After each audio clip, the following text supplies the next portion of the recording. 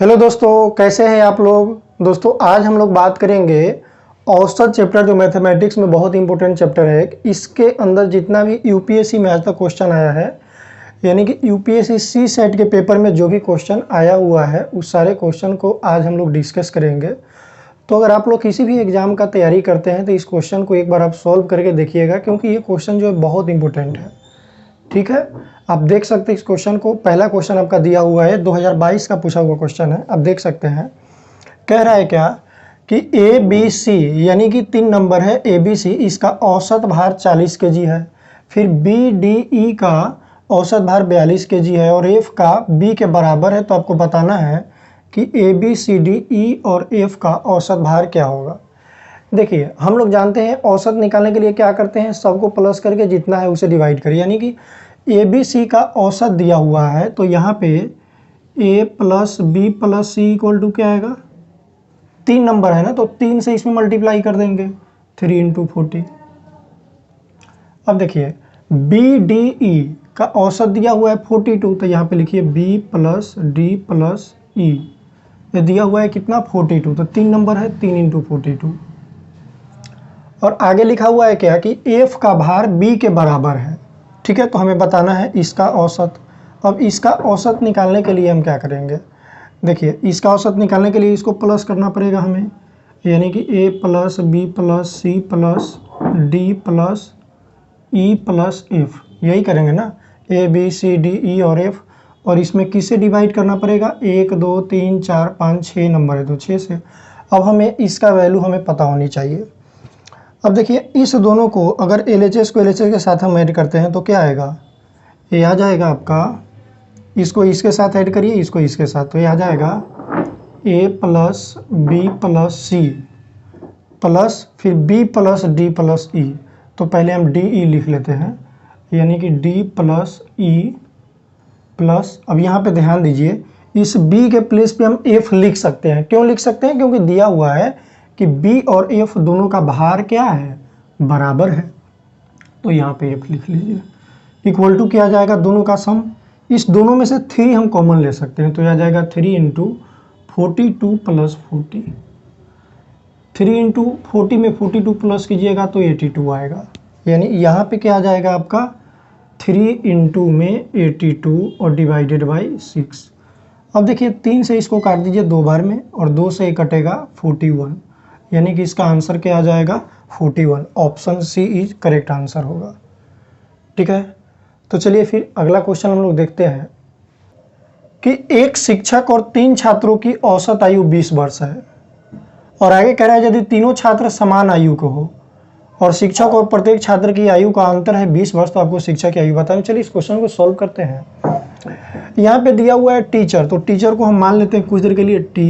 ठीक है, और लिखा हुआ है कि 3 छात्र हैं, तो इसको ले लीजिए S1 plus S2 plus S3। इसके आयु का योग कितना हो जाएगा, 4 है तो 4 से मल्टीप्लाई कर देंगे। एवरेज आयु दिया हुआ है 20, यानी कि इसके आयु का योग हो गया 80 वर्ष। 3 स्टूडेंट और टीचर को मिला करके 80 वर्ष हो गया। आगे दे रखा है क्या कि यदि तीनों छात्र समान आयु के हैं, तो मान लेते हैं कि तीनों छात्र x ईयर्स का है, तो 3 छात्र का एज हो जाएगा 3x प्लस, आगे दिया हुआ है क्या कि शिक्षक और छात्र के आयु के बीच अंतर है 20 वर्ष का, यानी कि अगर x है तो ये होगा x प्लस 20। टीचर का एज कितना हो जाएगा, x प्लस 20, और इसका योग किसके बराबर होगा, 80 के बराबर होगा। तो यहाँ से देखिए 3x और x, 4x इक्वल टू हो गया 80 में से 20 माइनस करेंगे तो 60, और x बराबर हो गया 15। x 15 आ गया, तो पूछ रहा है क्या कि टीचर का एज बताइए।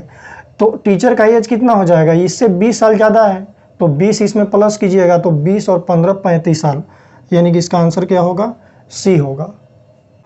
नेक्स्ट क्वेश्चन दिया हुआ है कि एक कक्षा में 3 समूह है, यानी कि कोई क्लासरूम है मान लीजिए। ठीक है, इसमें 3 समूह है, एक ए है और एक बी है और एक सी है। कह रहा है क्या कि यदि समूह ए से, यानी कि समूह ए से 1 विद्यार्थी और समूह बी से 2 विद्यार्थी, यानी कि इसे 1 स्टूडेंट और इसे 2 स्टूडेंट को क्या करना है, सी से स्थानांतरित करना है, यानी कि एक्सचेंज करना है। इसमें से 1 और इसमें से 2 लेकर के इसमें भेजेंगे, फिर इसमें ले आएंगे। तो कह रहा है कि विद्यार्थियों का औसत भार क्या होगा एक्सचेंज करने के बाद, यानी कि स्थानांतरित करने के बाद। अब देखिए, इस पूरे कक्षा का पूछा है, पूरे कक्षा का पूछा है स्थानांतरित करने के बाद कि भार क्या होगा। तो पूरे कक्षा की अगर हम बात करेंगे तो इसके अंदर तो कोई स्टूडेंट ना तो बढ़ा है ना घटा है, क्योंकि समूह ए से बी से सी में जा रहा है और सी से ए बी में आ रहा है। तो इसमें ना तो स्टूडेंट का संख्या बढ़ा है और ना ही घटा है। तो इसीलिए क्या होगा, ये वही रहेगा औसत जो पहले से था। तो इसका ऑप्शन आप देख सकते हैं, पहला दिया हुआ है बढ़ेगा, दूसरा है घटेगा और तीसरा है वही रहेगा। तो इसका आंसर क्या होगा कि ऑप्शन सी। दोस्तों क्वेश्चन नंबर 4 दे रखा है कि दिया गया है 100 विद्यार्थियों का औसत अंक 40 है, ये दे रखा है, ठीक है। 100 स्टूडेंट का औसत अंक कितना दिया हुआ है, 40 है, ठीक है। आगे कह रहा है क्या कि बाद में यह पाया गया कि एक विद्यार्थी का अंक 53 था। देखिएगा, मतलब किसी का अंक था 53 लेकिन गलती से 83 पढ़ा गया। तो आपको बताना है कि औसत जो होगा वो कितना होना चाहिए था, ठीक है। इस क्वेश्चन को ध्यान से समझिएगा। बात यह है कि गलती से 53 को क्या पढ़ा गया, 83। अब इसमें देखिए 53 को 83 पढ़ा गया तो औसत बढ़ गया ना, क्योंकि ये छोटा नंबर है और ये बड़ा नंबर है। तो जितना ज़्यादा पढ़ा गया है उस हिसाब से इसका एवरेज भी बढ़ गया होगा। तो पहले हम देखते हैं कि इसका बीच का डिफरेंस क्या है। 83 में से अगर हम 53 माइनस कर लेंगे तो कितना आएगा, 8 में से 5 घटेगा 3, यानी कि 30 ज़्यादा है। 30 नंबर ज़्यादा पढ़ लिया गया तो 30 नंबर के हिसाब से इसका एवरेज भी बढ़ जाएगा। तो रियल एवरेज निकालने के लिए हम क्या करेंगे, इसका एवरेज दिया हुआ है 40, तो एवरेज ओरिजिन 40 दिया हुआ है तो 40 से इसका एवरेज कम आएगा।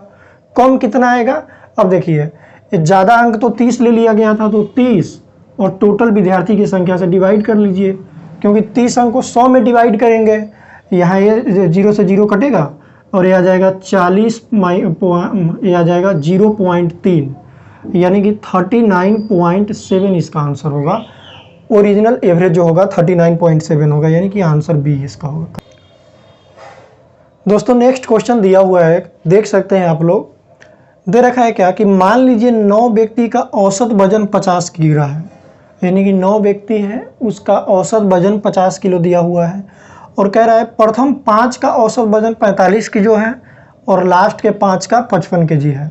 तो 5 5 प्लस 10 हो गया, ठीक है।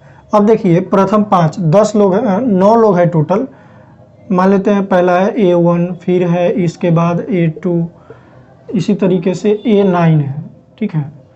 इसका औसत वजन दिया हुआ है आपका 50, तो इसका सम कितना हो जाएगा, 9 इंटू में 50, ठीक है। और स्टार्टिंग के 5 की बात करेंगे तो स्टार्टिंग का 5 का सम दिया, एवरेज दिया हुआ है कितना, स्टार्टिंग के 5 का एवरेज दिया हुआ है 45 केजी, तो इसका सम हो जाएगा 5 इंटू 45।